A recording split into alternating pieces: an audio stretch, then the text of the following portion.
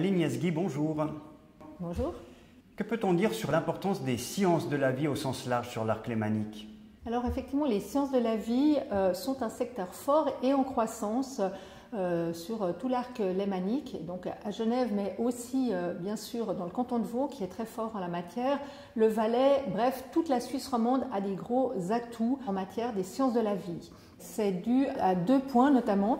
D'une part, la grande variété du type d'acteurs dans ces domaines, à savoir beaucoup de start-up, un univers très dynamique au niveau des nouvelles sociétés, mais aussi des PME, des sociétés de services, des plus grandes sociétés également pour caler le secteur.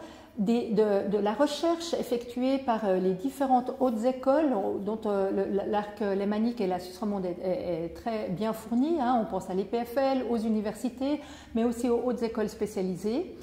On a 2 hôpitaux universitaires qui eux aussi sont importants pour la recherche clinique par exemple. On a des financiers dont certains sont spécialisés dans les sciences de la vie. Et une deuxième force, c'est la diversité des secteurs dans lesquels ils sont présents, aussi bien dans tous les différents sous-secteurs des biotechnologies, des technologies médicales, etc. Qu'est-ce qui vous a le plus surpris en menant cette étude ? Ce qui m'a, disons, surprise et impressionnée, c'est déjà tous ces secteurs très différents dans lesquels ces acteurs, eux aussi très nombreux, sont actifs. Une autre chose, c'est plus au niveau peut-être de la technologie, c'est le fait qu'il y ait des interconnexions toujours croissantes entre ces différentes technologies. Alors je prends un exemple tout simple, un stent qui normalement est là pour dilater, une sorte de petit ressort qui dilate une artère. Ensuite, il y a eu par exemple des éléments biotechnologiques qui ont été mis dessus et donc c'est quelque chose maintenant qui est entre le dispositif médical et le médicament, avec donc une beaucoup plus grande complexité, mais aussi une efficacité accrue.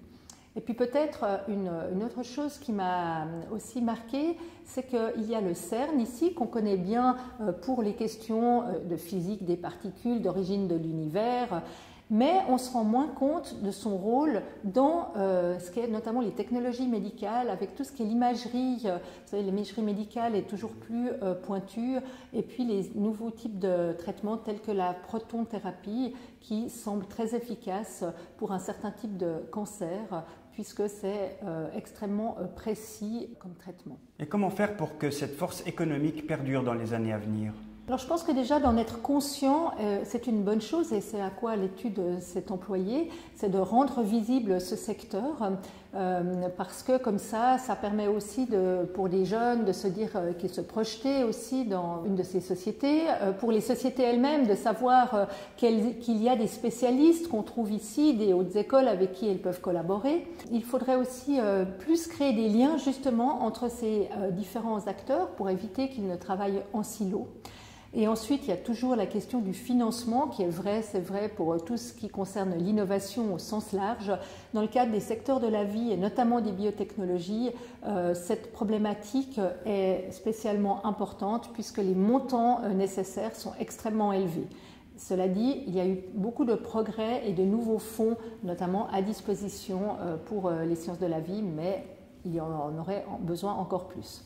Aline Yazghi, merci beaucoup d'avoir répondu à nos questions.